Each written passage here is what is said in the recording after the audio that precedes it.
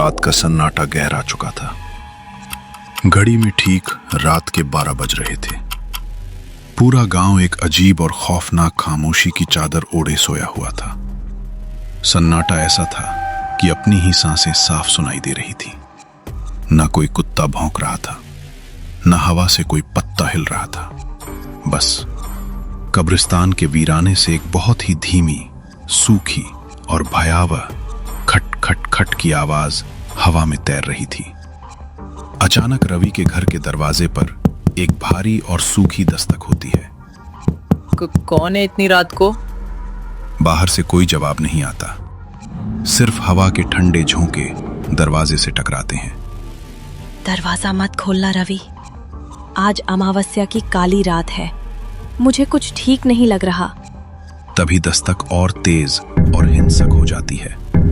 दरवाजे के बाहर से एक ऐसी आवाज आती है जो लग रहा था जैसे जमीन के अंदर से आ रही हो, बेहद टूटी और सड़ी हुई।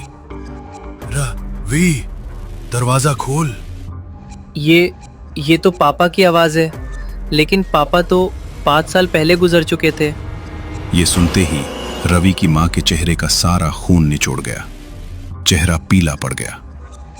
रवि, अगर तूने दरवाजा खोला तो हम दोनों में से कोई भी सुबह का सूरज नहीं देख पाएगा। तभी अचानक लकड़ी का भारी दरवाजा अपने आप टूटकर खुल गया। बाहर घोर अंधेरा था। वहां कोई इंसान खड़ा नहीं था, लेकिन चौखट पर जमीन पर कीचड़ और सूखी पत्तियों के बीच कुछ पड़ा हुआ था। एक पुराना, काला, सड़ा हुआ और दीमकों से खाया हुआ ताबूत।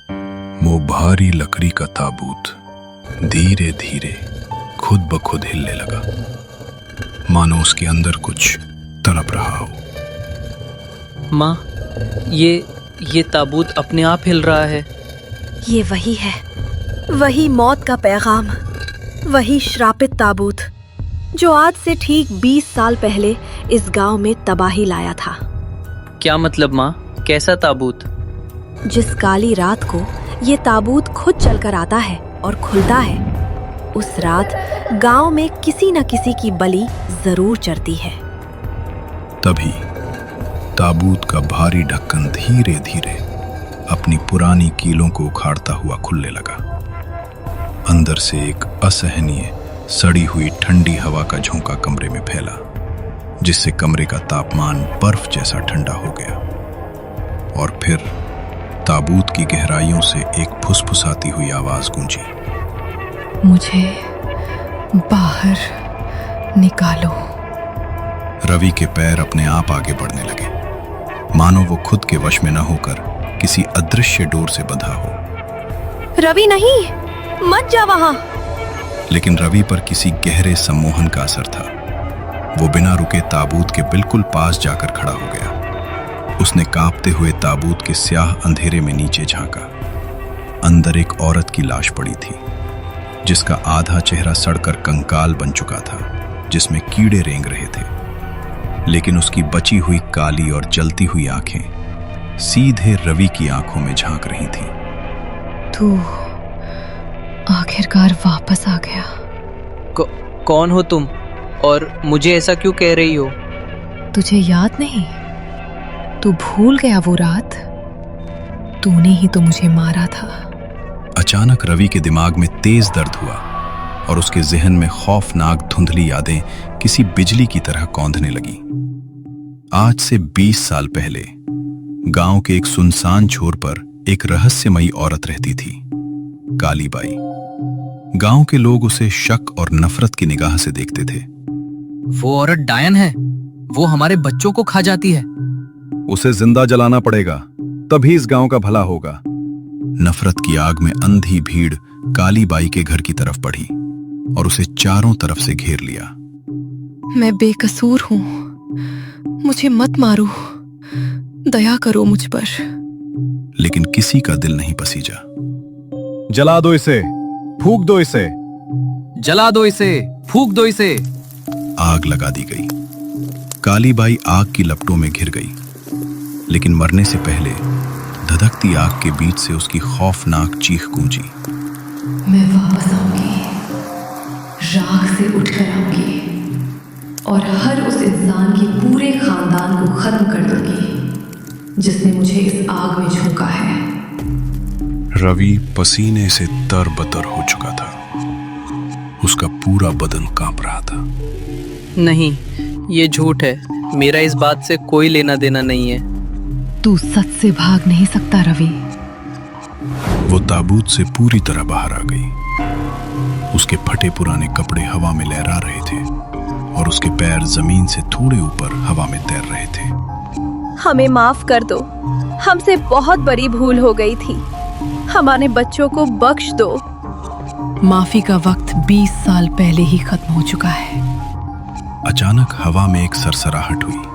उस औरत का सड़ा हुआ हाथ असाधारण रूप से लंबा हुआ और उसने झपट्टा मारकर रवि की मां का गला दबोच लिया। रवि, यहाँ से भाग जा, भाग।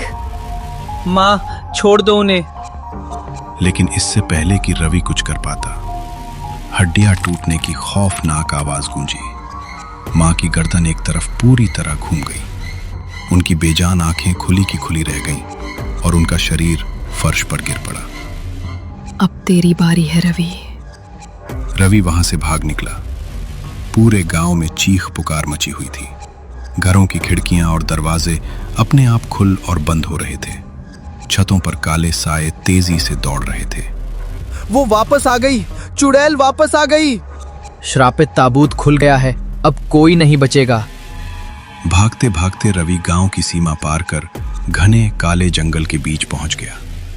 वहां सूखी पत्तियों के बीच धूनी रमाए एक बूढ़ा अघोरी बाबा बैठा था। क्या तू अपनी मौत से बचना चाहता है बालक? बाबा, मुझे बचा लीजिए। वो मेरी माँ को मार चुकी है। वो सबको मार डालेगी। वो आत्मा तब तक नहीं थमेगी जब तक वो विनाशकारी ताबूत फिर से बंद नहीं हो जाता। उसे बंद कैसे करना है बाबा? मुझे रास्ता बताइए। उसे बंद करने का सिर्फ एक ही रास्ता है। तुझे खुद उस ताबूत के भीतर लेटना होगा और ढक्कन बंद करना होगा। क्या? पर बाबा, अगर मैं उसमें लेटा तो मैं जिंदा कैसे बचूंगा? या तो तू खुद को उस ताबूत के हवाले कर दे या फिर पूरे गांव को तबाही की आग में जलते हुए देख। रवि की आंखों में मौत का साफ खौफ तैर रहा था। तभी जंगल की ठंडी हवा और बर्फीली हो गई। पीछे सूखी पत्तियों पर किसी के चलने की आवाज आई और वही जानी पहचानी सड़ी हुई गंध हवा में घुल गई। मैं आ गई। रवि का शरीर बर्फ की तरह जम गया। वो धीरे धीरे पीछे मुड़ा और देखा वो आधा सड़ा हुआ डरावना चेहरा उसके बिल्कुल पीछे खड़ा था। उसकी जलती हुई आंखें रवि को देख रही थीं और उसके होठों पर एक भयानक शैतानी मुस्कान थी। भागते भागते सूने जंगल तक आ तो गए, लेकिन अब इस काली बाई के चंगुल से बचकर कहाँ जाओगे रवि?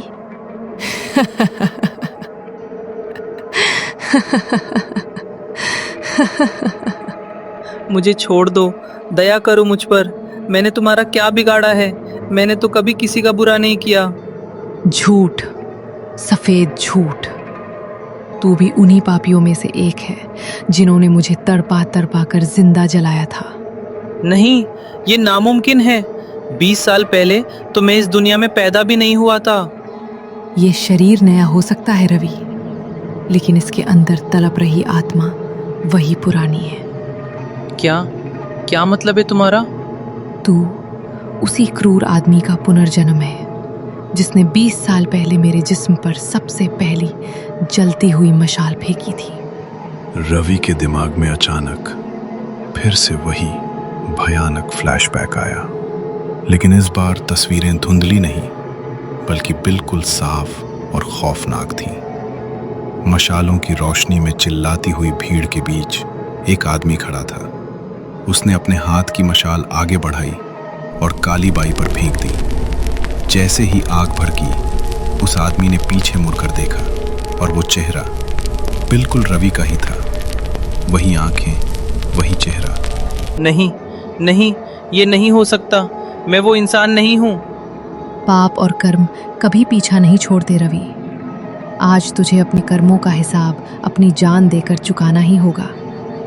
तभी जंगल के अंधेरे को चीरते हुए वही बूढ़ा अघोरी बाबा आगे आया। बस करो काली बाई, अपनी इस तबाही को यहीं रोक दो। बुढ़े, तू तू अभी तक जिंदा है? हाँ, क्योंकि मैंने ही 20 साल पहले तंत्र मंत्र की बेड़ियों से तुझे उस काले ताबूत में कैद किया था। क्या बाबा, आपने इसे कैद किया था? हाँ रवि, 20 साल पहले जब इसे जिंदा जलाया गया तब प्रतिशोध की आग में इसकी आत्मा असीम शक्तिशाली और खूंखार हो गई थी। तब मैंने अपनी बलिदानी शक्तियों से इसे उस ताबूत में हमेशा के लिए बंद कर दिया था। लेकिन आज मैं उस कैद से पूरी तरह आजाद हूं और कोई मुझे दोबारा बंद नहीं कर सकता। रवि, मेरी बात बहुत ध्यान से सुन। इस प्राचीन श्रापित ताबूत का एक ही काला नियम है। इसमें एक समय पर सिर्फ 2 आत्माएं ही समा सकती हैं। 2 आत्माएं? इसका क्या मतलब है बाबा? अगर तू अपनी मर्जी से अपने पिछले जन्म के पापों का प्रायश्चित करने के लिए उस ताबूत के अंदर लेट जाएगा तो ये ताबूत दोबारा बंद हो जाएगा, हमेशा हमेशा के लिए। और अगर मैं उस ताबूत में नहीं गया तो ये डायन सूरज उगने से पहले पूरे गांव के एक एक इंसान को तड़पा तड़पा कर मार डालेगी। कोई नहीं बचेगा रवि, कोई नहीं। अगर मेरी एक जान जाने से मेरे पूरे गांव की जान बच सकती है तो बाबा, मैं इस ताबूत में जाने के लिए तैयार हूँ। बहुत खूब, कितना महान बन रहा है। जा, अपनी मौत को खुद गले लगा ले। जंगल के बीचों बीच वो काला सड़ा हुआ ताबूत धीरे धीरे हवा से नीचे जमीन पर आ गिरा। उसका भारी पुराना ढक्कन एक भयानक चरमराहट के साथ खुल गया। अंदर केवल अंतहीन गाढ़ा अंधेरा था। रवि, याद रखना, जैसे ही तू इसके अंदर कदम रखेगा इसका ढक्कन अपने आप बंद हो जाएगा और उसके बाद तू कभी भी इस दुनिया में वापस नहीं आ पाएगा। मुझे मंजूर है बाबा। रवि ने भारी कदमों से ताबूत की तरफ कदम बढ़ाए और उसके अंदर लेट गया। जैसे ही वो लेटा, एक तेज धमाके के साथ ताबूत का ढक्कन खुद ब खुद बंद हो गया। चारों तरफ सिर्फ गहरा, दम घोटने वाला सन्नाटा और अंधेरा था।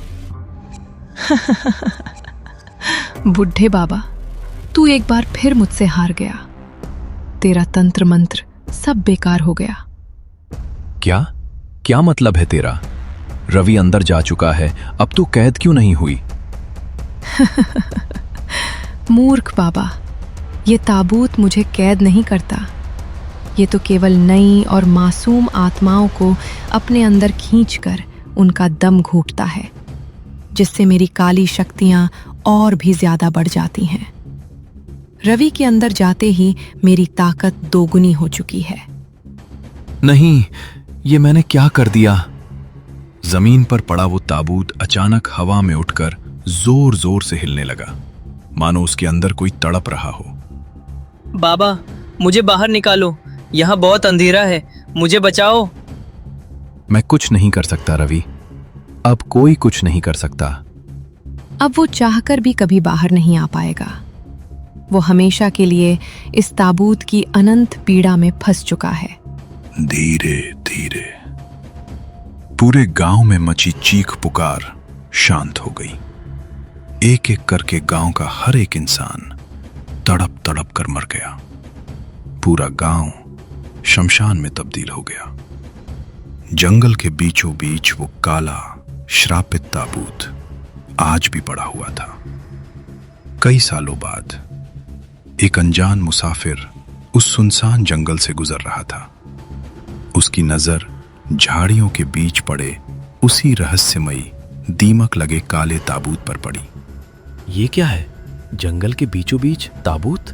मुझे बाहर निकालो, मुझे बाहर निकालो।